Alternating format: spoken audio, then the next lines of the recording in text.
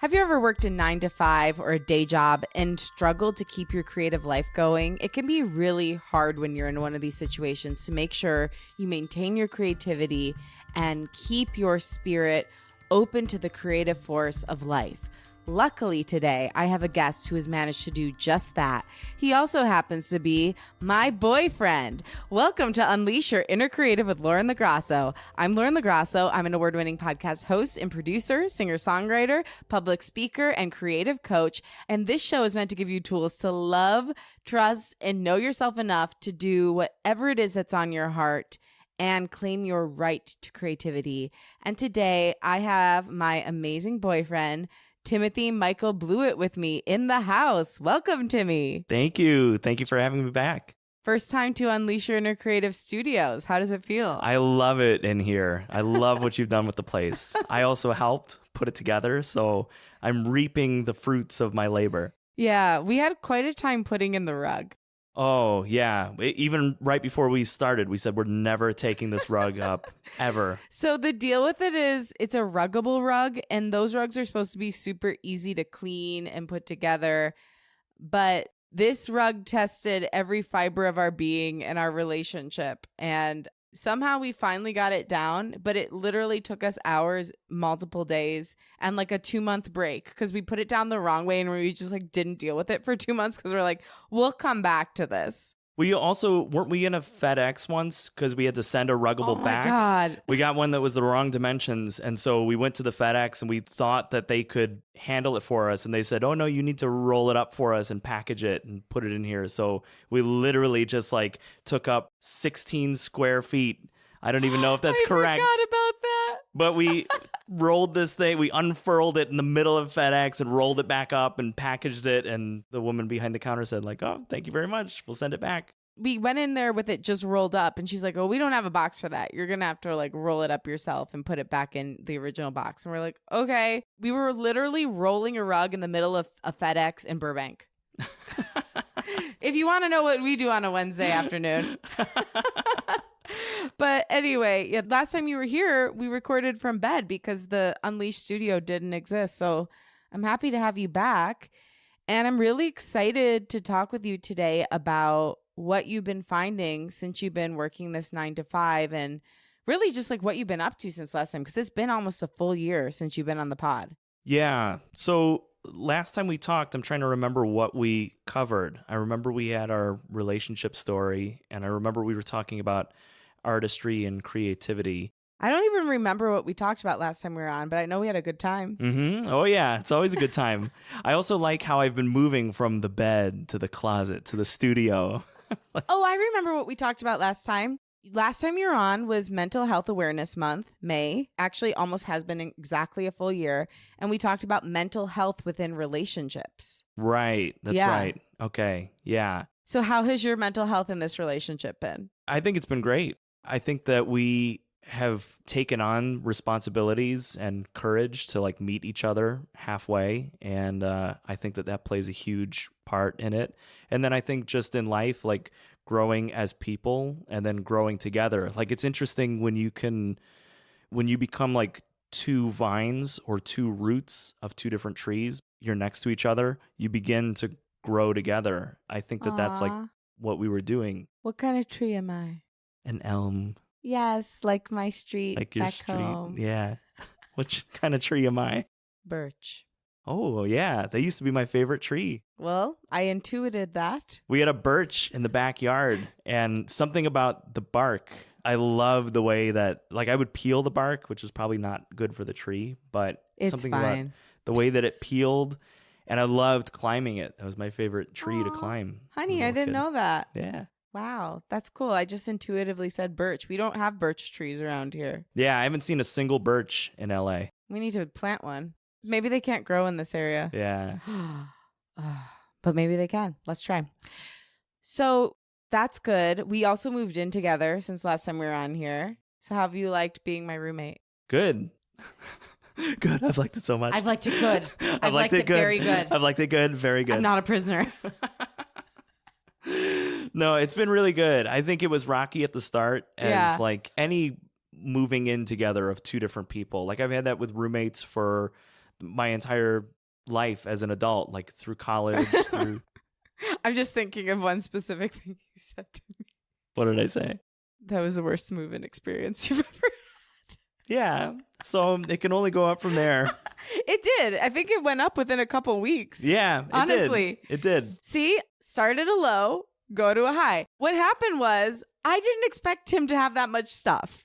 And I just had a meltdown over it. I'm going to be real honest. And let me be honest. I am a minimalist and I have nothing. I literally packed up whatever could fit in a car that I financed in Chicago, drove it to LA, and that's basically still the same amount of stuff that I have to this day. Which is why I was surprised there was so much stuff. The car was a Ford Fusion 2009. But it was also what you had gotten since then. And also it wasn't that much stuff. It just looked like a lot of stuff. Yeah. And I'd never lived with a boyfriend before. I think part of it was it's so vulnerable sharing your life with someone in this way because you can't just, I mean, I know we're not married yet, but you can't just walk away, you know, like when you live with someone, it's serious. Like you're, like you said, you're two trees growing separately, but your branches are starting to intertwine. And it's like, it's going to take a chainsaw to get through it. It's not like you can just like wander off into the breeze and sprout flowers somewhere else. Not easily. Yeah, I think also at that time, like when I was moving in, like you were not only accepting my things, but like we were talking about the other day, like you're accepting my emotional attachment to these things. Mm-hmm. So some of these things I recognize, like I don't need them, but I'm not ready to let go of them. So you're accepting that energy and that emotional attachment to these things that I'm not even ready to let go of. And you're accepting my history into the space, and you're accepting much more than just me, the person. And I think that that's something that I didn't take into account, because as I was moving things in, I was like sweaty and often tired at the end of the day. And I was on a timeline to like get things out at the end of my lease at the other place and to move in a timely manner. But the fact remains, like you're accepting all these things that for me, I've always just interpreted it as like, it's just me and like, here's my stuff and like, where's my space? But what we're trying to cultivate together is much more energetically different and bigger than anything else that I've moved into. Yeah, I mean, I think for both of us, and I think the thing I didn't think about was that you were moving into my space. So like, I need to be welcoming to you because I'm already established here and you're getting established here for the first time. It's not the same as if two people are moving into a neutral unit. Like you were coming into my condo. So anyway, we learned from it. And, you know, next time we move, hopefully we'll both be moving together to a neutral space, and it will be moving our stuff, not your stuff or my stuff. Yeah, well, we will be. I mean, that's the nature of our beasts together. We're a big beast, baby. Big beast of burden.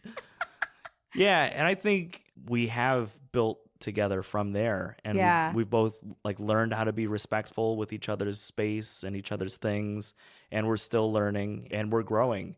And even just an hour or two ago, we were talking about having a fund for the house specifically, and it's like this is things that we give to the space. So it's stuff that benefits not only us, but the space with our pride and ownership, and then our guests that we welcome in too, where they can be like, wow, I love the care and the time and the effort that you've given to this space. 100%. I'm wondering, what has been the best part of living together so far? You make me coffee in the mornings sometimes. Yes. That's the best part.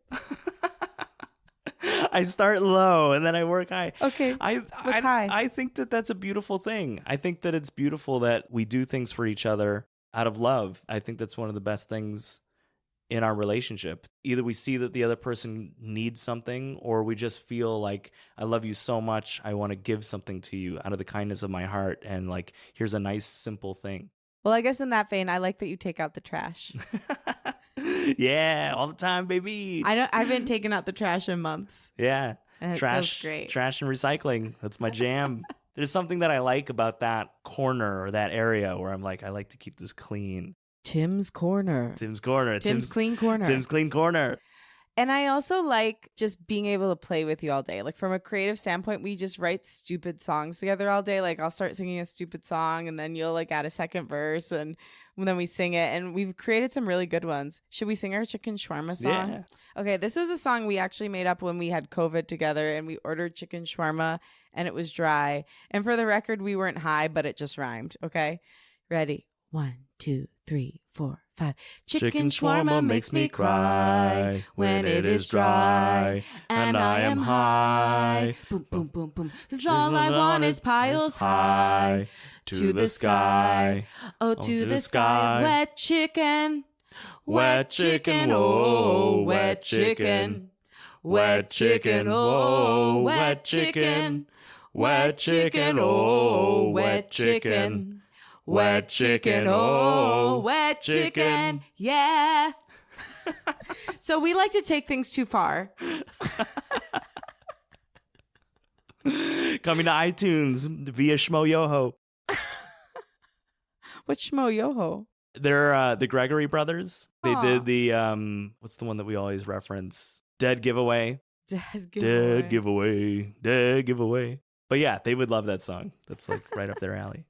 Well, that's one of my favorite parts of living with you. I just love that we take things too far and make things up every single day, and we play every day. Mhm. And it's so much fun. Yeah, it is. Like I can't quite describe it, but it's like I don't know, it's like a built-in theater of Yeah. sorts. And like anyone that has ever attended like theater class or some sort of art where you just express yourself, whether it's through your voice or through your actions or an instrument, it just feels like that. Like you show up and then you just like it's like a note of jazz. Someone plays something and then you play something else and then you just play. And it's a totally safe space every Yeah. single time. Like you could never say something too weird to me, and I could never say something too weird to you. Yeah. It's so fun.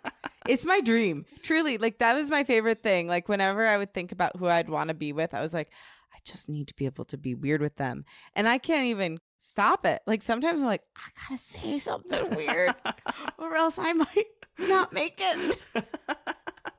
And you always are like, yeah. Or play along. Hey baby, try this. Cuckoo-coo. I say things like that all day. Sometimes Tim doesn't want to try it. Yeah, sometimes I'm like, oh, that's nice, baby. Okay. Well, I'm so happy we gave them an update about how we're doing, but we're very much in love Yes. and grateful for each other.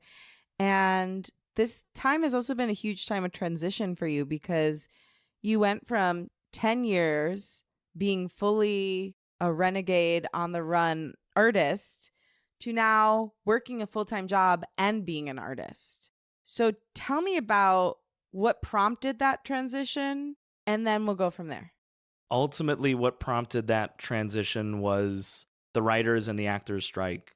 When that was happening over the summertime, I literally could not work. And if I knew anything about the strike or like what we were asking for as a SAG member, I figured it was going to be at least a few months, like at least 3 months. And at that time, I didn't have a lot of work that was coming in. And I also recognized that I wanted something that was a little more stable. Well, the last time I had a steady paycheck was working on Rebel Moon, which part 2 is coming out in a month, April 19th. Check it out. Timmy's in it. Check it out. I'm one of the wheat farmers. He literally learned how to harvest wheat. So cool. Netflix taught me how to harvest wheat Who'd in the have field for old Zachy Snyder. We grew up in the Midwest, but he had to move to LA and get hired by Netflix in order to learn how to harvest wheat because he was cast as a wheat harvester. But even that was a year before the writer's strike, and that was a steady paycheck, and even that was unstable. We were told that we were going to be able to work like 5 days a week, and in the summer that was true. We were on that set for 5 months. But toward September, October, we were working like 3 out of 5 days, then 2 out of 5 days. Then it was like, hey, we need a couple pickup shots. So it became less and less stable. So really it had been a year since I had had like a stable, steady job. And for some of the things that I'm interested in pursuing now, I thought at that time, I was like, I want a steady paycheck. Yeah. That's what I want. And so that with the writer strike and then the actor strike was the overall catalyst that was like, this is happening whether I like it or not. Like I'm getting a gig. Okay, so you started applying for jobs and then you end up getting this job that you have now at LA Film School. Tell me a little bit about that. And yeah, like how are you finding creativity while you're working this 9 to 5? I think you've done some great things while you're there. Yeah, well, thank you for that. We've had many conversations about this, so I know that my resume is impressive. I didn't know that at the time. Like 1 year ago, I didn't think that my resume is impressive, but it is, and it's extensive. And there's international work, there's national work, there's all kinds of different fields, there's degrees, there's a master's degree, there's work ethic. A lot of people don't know your story because when you've come on, you've mostly talked about just like the topic, but he studied at one of the, well, maybe not the biggest, but one of the best physical theater schools in the world and got a master's degree, traveled all around Europe producing and acting in different plays that you created, worked in Chicago professional theater, has taught at multiple universities theater. He's also done he's been a bartender. Like you've really run the gamut as far as jobs go. Yeah. For whatever reason, I didn't see what that was worth in our current working world, in our current working nation, because a lot of my work experience and life experience is on the artistic side. Like I know how to produce a show. I know how to communicate. I know how to fundraise for money from different sources. I know how to improvise. I know how to memorize. I have so many life skills, but I don't know how that fits into the corporate agenda, especially when you're looking on Indeed.com or LinkedIn, and it's like, we want this and we want that, and like can you settle for this, and team player. Mm-hmm. Those words didn't speak to my soul. So when I was looking for a job, I was like, I recognize that I've done a lot, but I don't know how to sell myself to fit into this world.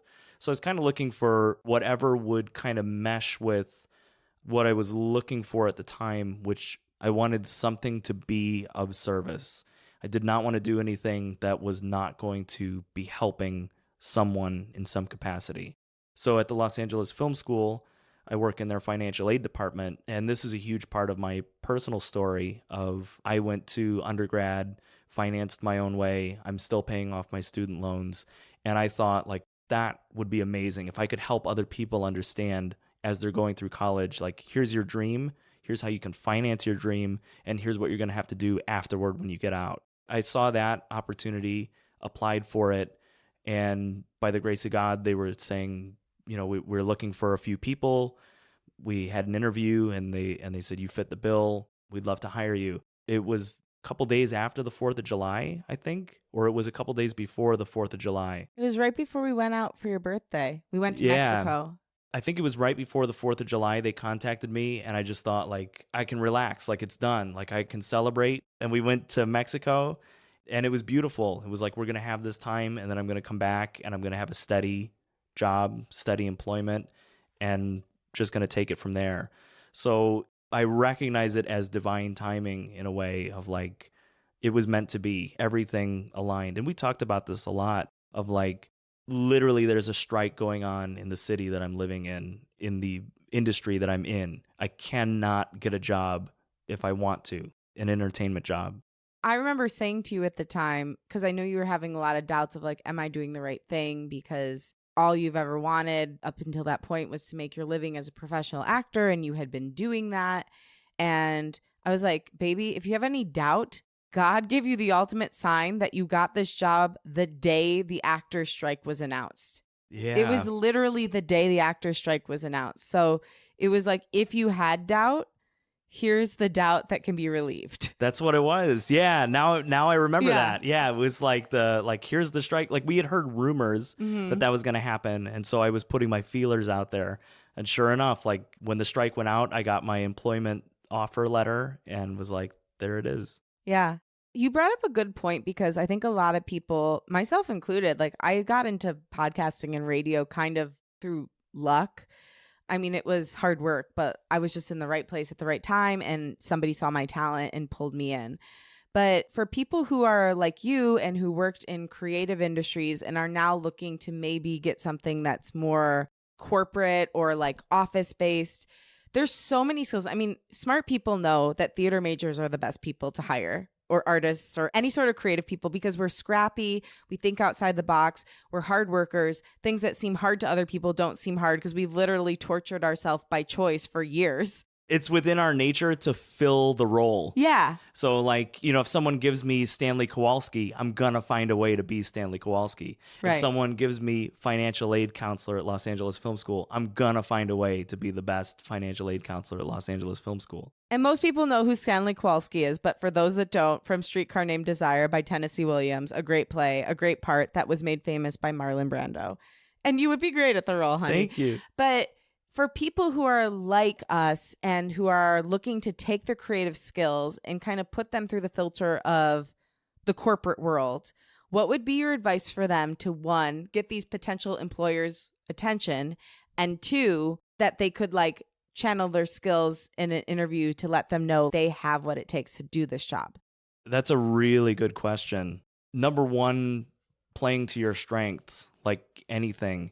I think that that's where I kind of fell into trouble. And I think that a lot of people like us, creatives and artists, can fall into the same pattern, especially those that are young and that are on the journey or like very new into the journey of being an artist. You have a very particular strength that you know and that everybody else knows, but you might be a little humble to present that. And in the corporate environment, like, that should be at the top of the list. That's what you should be presenting as. Even from our training and our lessons in the theater world, when you're walking in for an audition, from the moment you walk in to casting, they're sizing you up, and in 3 seconds they can tell whether they want to hire you or not. It literally is that confidence that you're holding in your body. So when you get an interview, I think that that's something to keep in mind, of like just that confidence in your body. And maybe even if it helps when writing out your resume or submitting, like doing a power stance and submitting. This is nothing that I did, by the way. But Stand up tall, then submit. But I can say that because I didn't do that, I think I was more anxious about submitting. And so I'm thinking, like, if I was to do it all over again, I would find a way that would put me in more confidence, especially in terms of my strengths. And just to like speak to like some of the techniques that you actually used on your resume, we took your experience and made like the headlines the most impressive thing. So it was like, what was it? Associate professor or adjunct professor.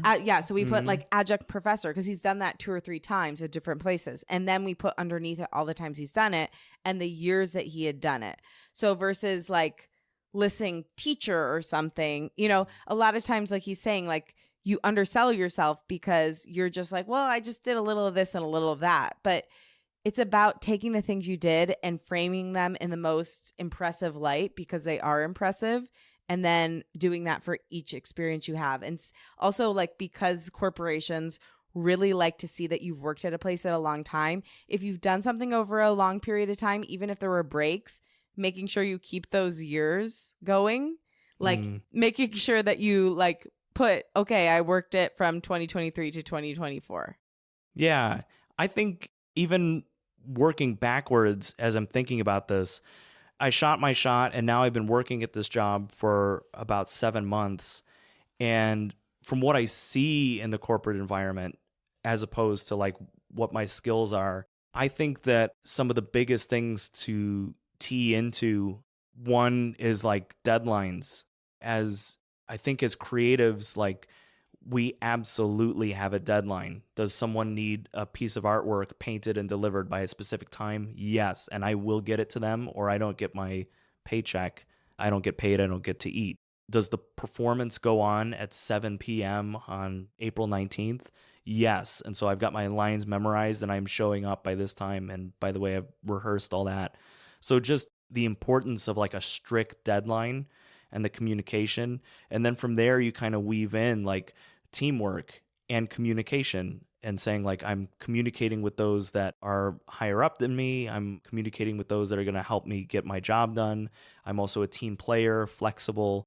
When I used to apply to jobs, like I'm thinking right after I graduated from college, and even in the interim, over the past 10, 12 years of just like looking for employment here and there, I used to think like, oh, like this is so stupid. Like, yeah, team player. Like, but you do that all the time being on a cast. It's so true. I think the reason why I didn't understand it back then is like I didn't have the experience of being in the corporate world, and I didn't know how important those skills actually are. Being able to convey to an employer, like, look, I've actually got these skills. I'll never forget one of the first critiques that my current employer, like my boss, gave to me as we had like a 90-day review.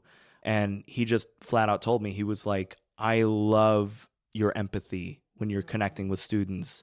And I can't teach empathy. And it's so hard to like try to get people to understand that. And that's an art thing, like definitely theater.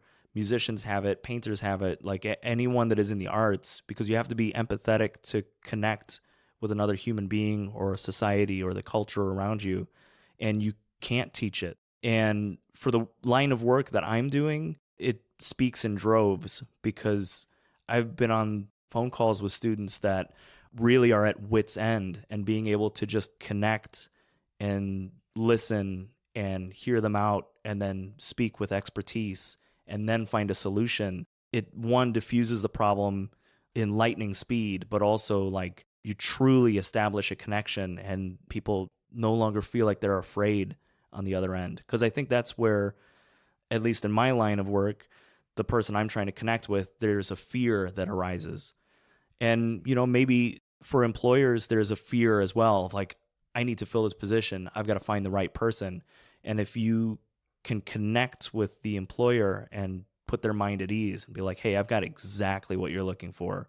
You need empathy, you need communication, you need deadlines, you need teamwork.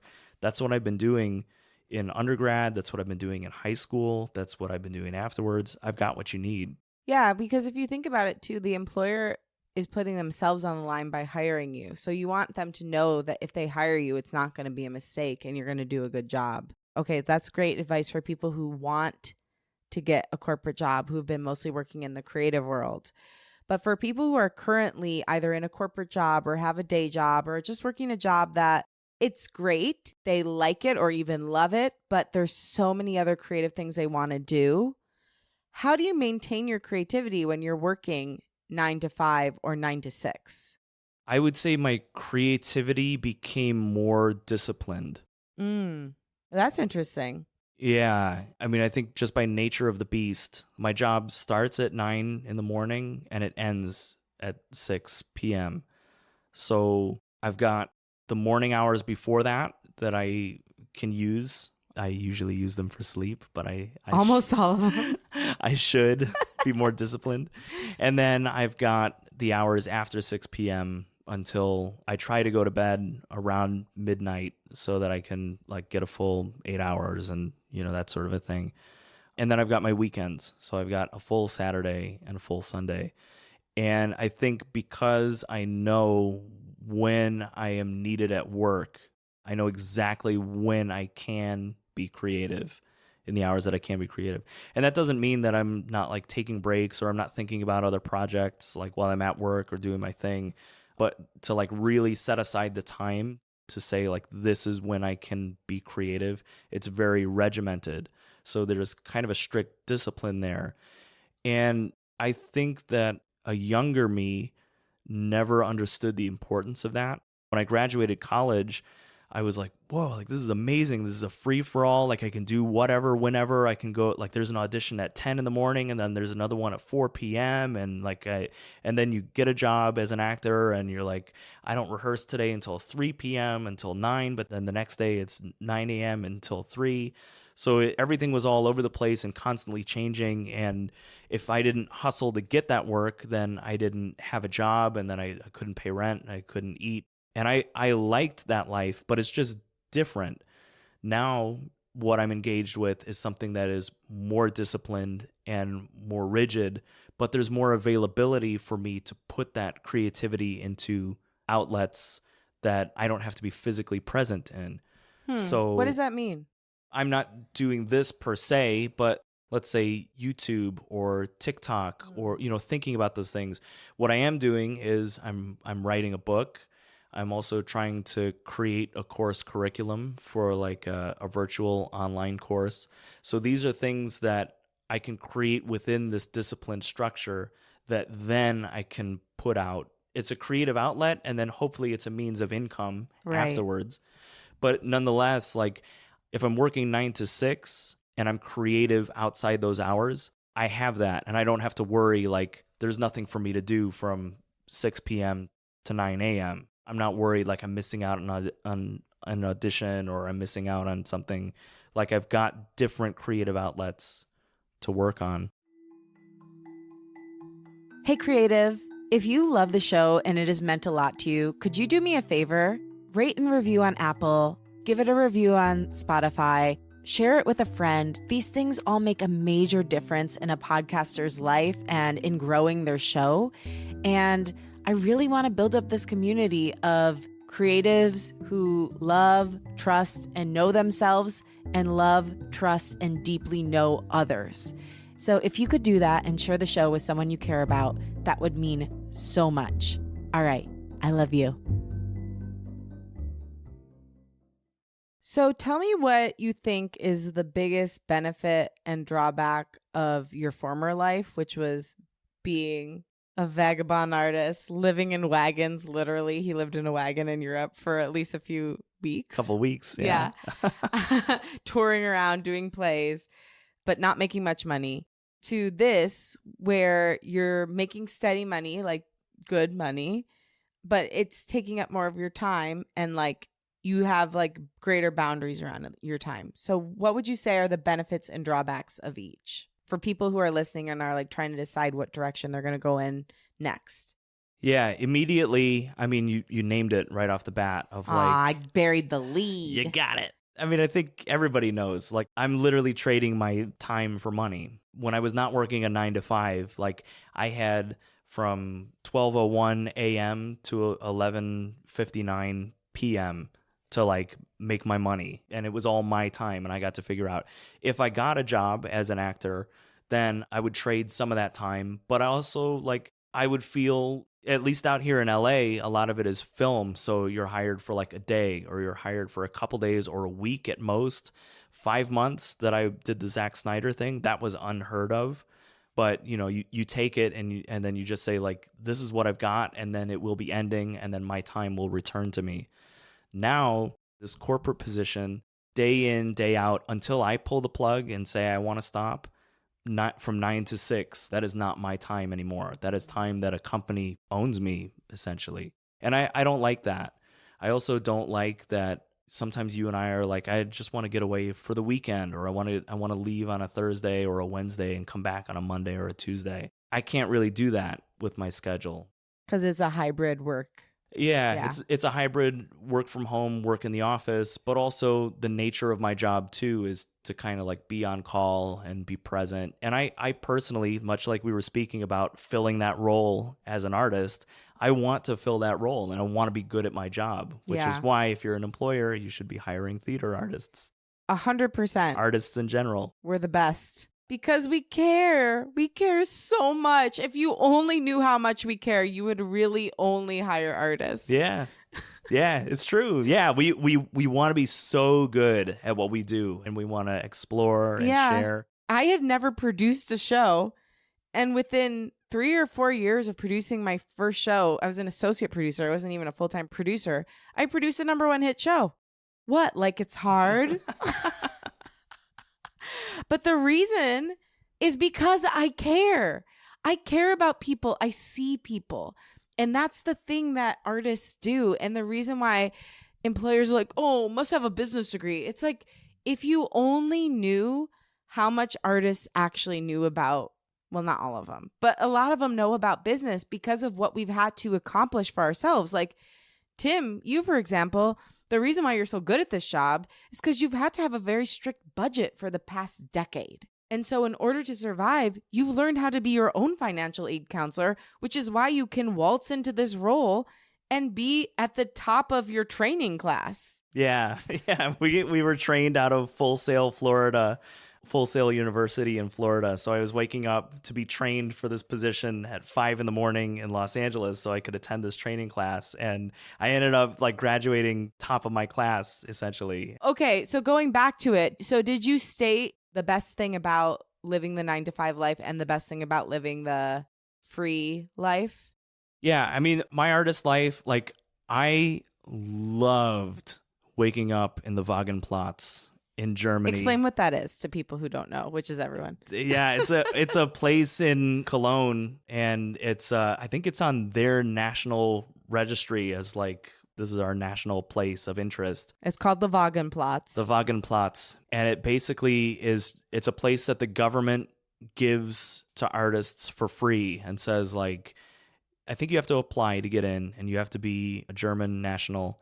And they say, like, we want our culture to thrive. So we're going to give you this space for free, this land for free, but you have to live 100% on the land and you just live for free. In a wagon. In a wagon. So that, for example, like I would, at my current job that I have now, I would never be able to live in a wagon, engage in that opportunity because I would have to either tell my employers like, are you going to allow me to do this? And maybe we could work something out without pay. But I don't know, that just seems so icky to me to ask permission for something so beautiful. Because at that time, my flight was paid for and I was just to perform. So it was like, Tim, we're going to pay for you to come over to Germany from Chicago.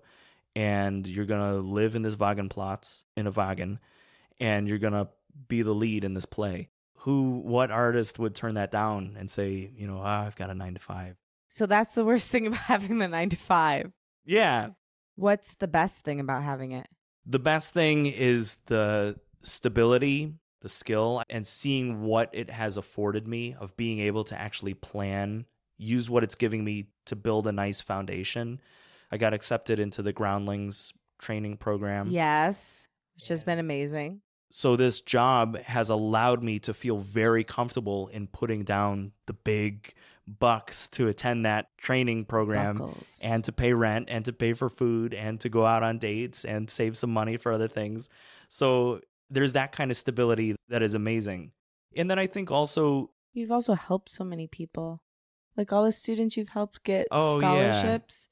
Yeah. Like one day you helped 8 students get a scholarship. Yeah. Not to put words in your mouth, but I feel proud of you for that. Thank you.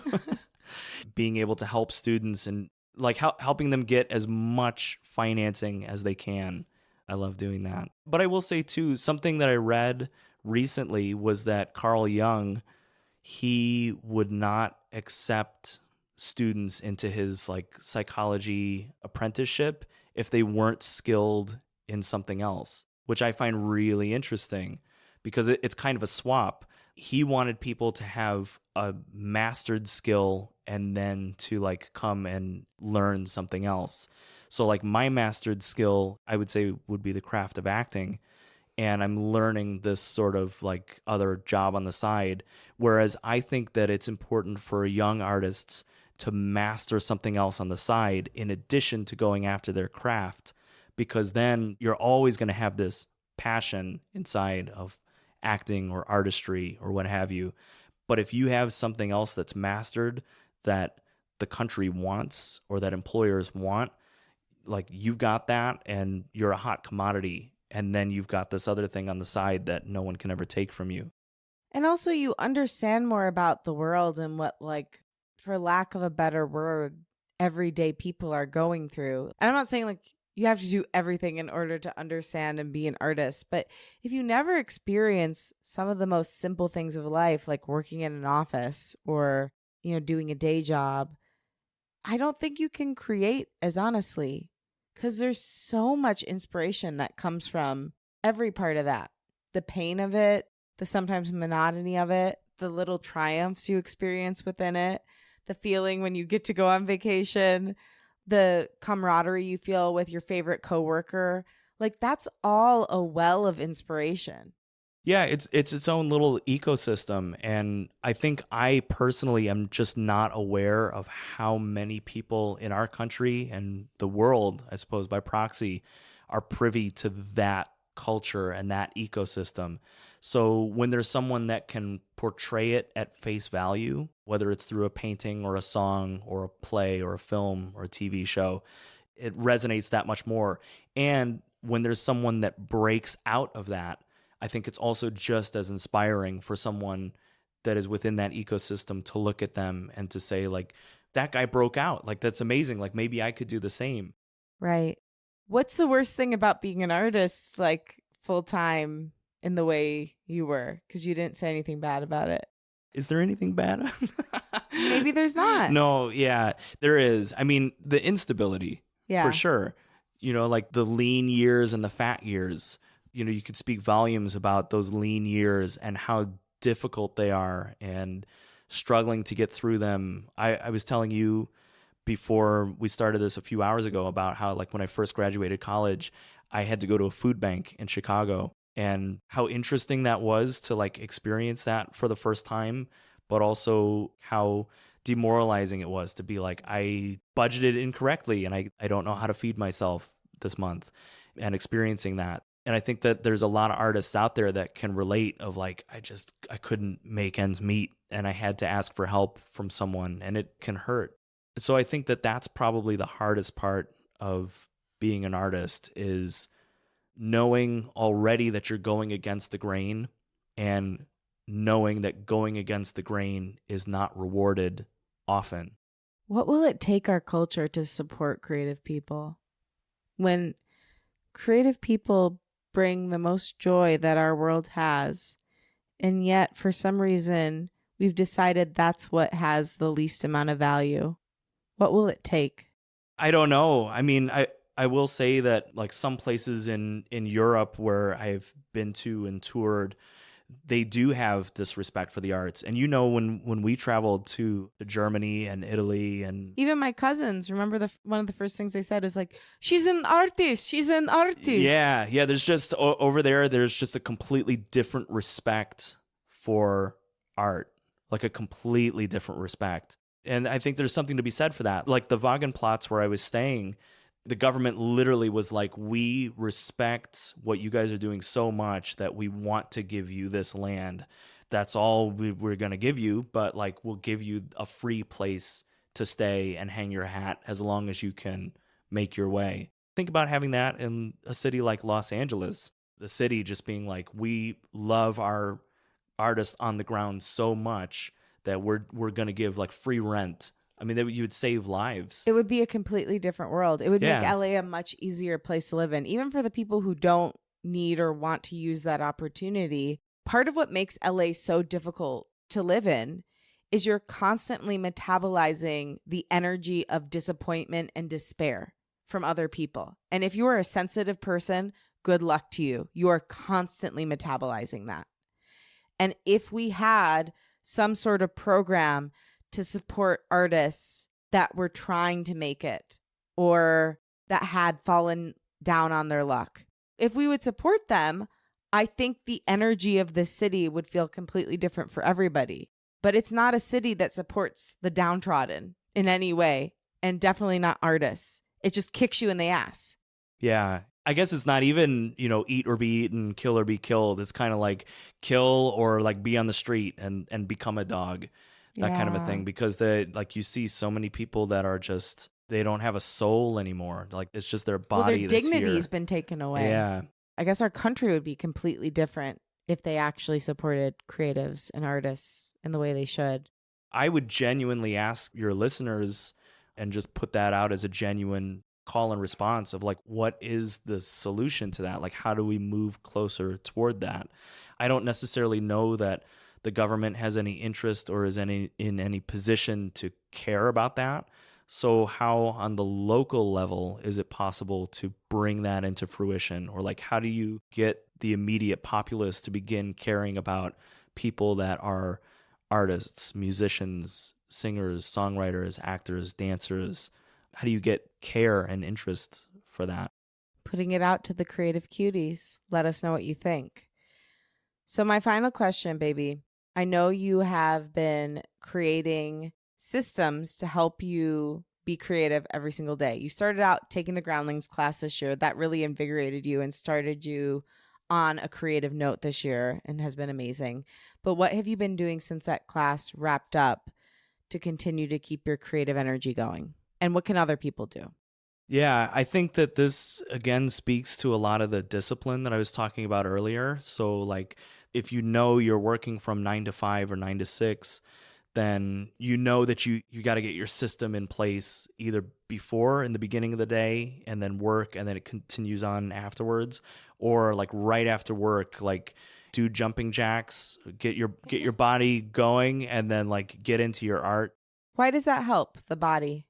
Well, one, at least for me, and maybe it's similar for other people, that I'm at a desk basically all day. And so like I notice my body is atrophying and I need it to be energized, because if my body is lethargic and sluggish, then my mind can meld with it just so that we feel at peace and in some sort of like regulation and stasis. But if at the end of the workday, my body is ready to go, my mind's going to catch up with it, and then we can be creative. And I think from there, it comes to just setting small, attainable, consistent goals. Yes. To get things done. And you had given me this idea the other day where you said, I'm having trouble with my system. I don't know how to achieve these small, attainable, consistent goals. And you had said, I think what you need is 2 pages every single day of your book that you're writing so that you can get it out to meet your deadline. And like logically before that point, I was like, yeah, like I know like a page a day, whatever, but somehow like hearing it from you or having you validate it and repeat back to me and saying like, this is what I'm going to want to hold you accountable to, instantly made me think like, all right, well, that's it. Okay, 2 pages a day. I know I can do that. And if I don't do that, I know that I'm going to feel anxious for the remaining hours of the day. I'm not going to sleep well. Then the next day I'm going to wake up and I'm going to feel anxious and depressed, and it's just going to become a whole thing. So even just making the conscious choice today or tomorrow to begin, and then getting after your small, attainable, consistent goals. And then even if you don't meet them, trying. If I don't do 2 pages, I've got 1 page. If I don't do 1 page, I've got a paragraph. And that's something that was not in existence the day before. And making any progress every day adds up. Because what we did was we went on a walk and we kind of coached each other. So we went on a creative walk. You might want to try this with your partner or a friend or a family member, but you go on a creative walk and you kind of just talk about what's bothering you and where you feel stuck in your creative life. And Timmy mentioned, he really wants to complete this book. This is at the top of his creative wish list. And so I took this thing that Julia Cameron says, which is if you write 2 pages a day, at the end of 2 months, you have 60 pages.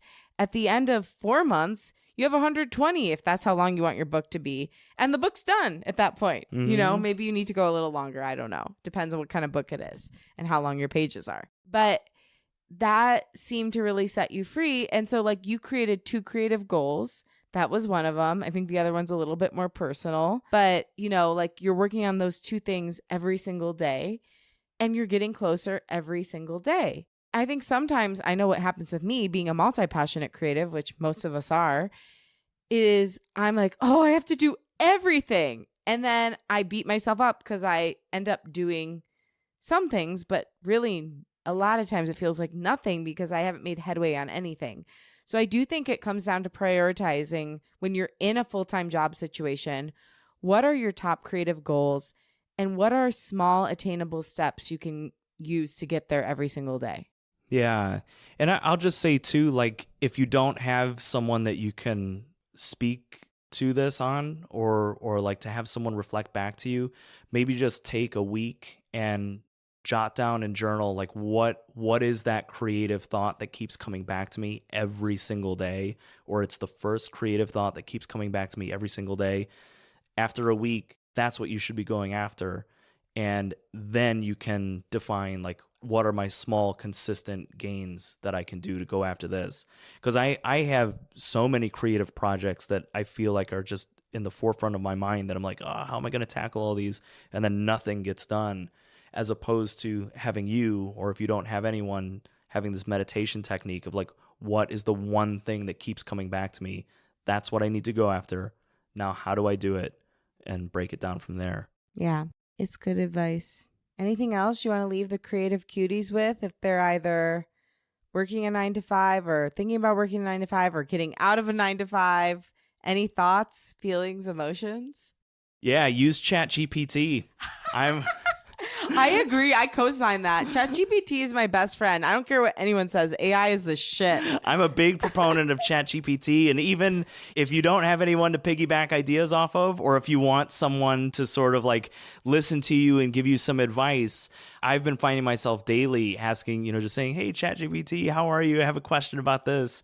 Whether you're interested in like diving deeper into your 9 to 5, or if you're interested in finding the creative outlet outside, or if you're interested in leaving, you'll get some ideas for sure from ChatGPT.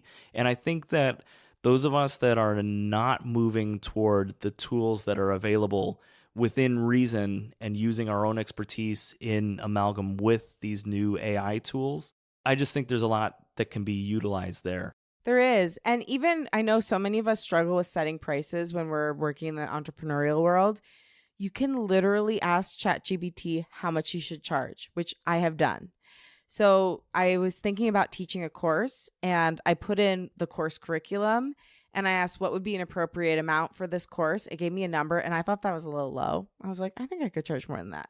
So I put in my bio and resume and said, given my bio and resume, do you still think that's an appropriate amount? And it's like, actually, given your bio and resume, and then it raised it by a significant amount. So one thing we struggle with is creating prices for our offerings. ChatGPT can help with that too. It is such an incredible tool. And it's not always going to be 100% accurate. Like, for instance, a lot of times I'll use it to like generate my first title for the podcast, and then I edit it and I put it in Lauren terms, but it triggers an idea, or I'll give it my idea and then it gives me another idea and then I edit it from there. But I really can't recommend it enough. Don't be afraid of AI.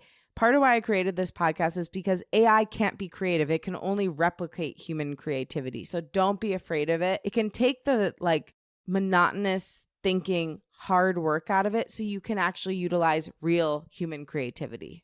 Well, on that note, Timmy, thank you for being here. I love you. I appreciate you.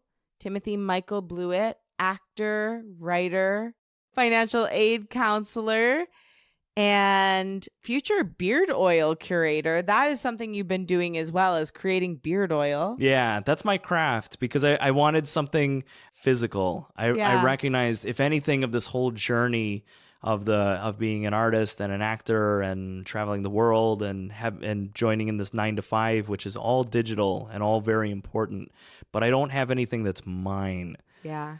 Like I have films that I can point to, but it's not, I feel like it's not the same as having something physical that I've like worked with my hands and my mind and mathematics and calculations and physically buying products and putting them together. So, and also just, I've had a beard for a long time now, and everyone from my brothers to random people on the street in different cities around the world. Oh my gosh. Stop me. His beard is like catnip to men. They come up to him all the time and like, great beard, bro. Whoa. I love your beard. How'd you do it? So I wanted to explore different ways of, I wanted to explore grooming and different ways of hydrating and more moisturizing for people that have thick beards or are interested in growing them. And I've been finding it really interesting. I'm a mixologist of essential oils. Yes, and I've been finding it great because I get to steal his oils and use them on my face. Yeah, you take my test products. Sorry. I like it. I like being of service. That's the big thing. So, yeah, you'll catch his beard oil, his book, many of his acting endeavors coming out soon. Baby, where can they follow you? You can follow me at the Feisty Rascal on Instagram. Gorgeous. And TimothyMichaelBlewett.com. Oh, yeah. Check it out. And I would like to thank you, sweet creative cutie, for listening. Thank you to Rachel Fulton for producing and editing this episode. Thank you, Liz Full, for the show's theme music. And again, thank you. If you like what you heard today, remember to rate, review, and follow the show on Apple Podcasts, Spotify, and leave it a rating and review. Tell a friend about this show, because podcasts are spread person to person. Makes us such a huge difference if you share the show with a friend. Post about it on social media. Tag me at Lauren LoGrasso, at Unleash Your Inner Creative, and at the Feisty Rascal so we can reshare to show our gratitude. My wish for you this week is that you just follow whatever it is that's on your heart. And you trust your instincts, listen to the creative call, and know your own worth. Whether you're working in a 9-to-5, full-time artist, or anything in between, you are so deserving, and you have everything it takes to do basically any job you want to, because you're creative, honey. So trust in that. And baby, let's say it together. We love you, and we believe in you. Talk with you next week.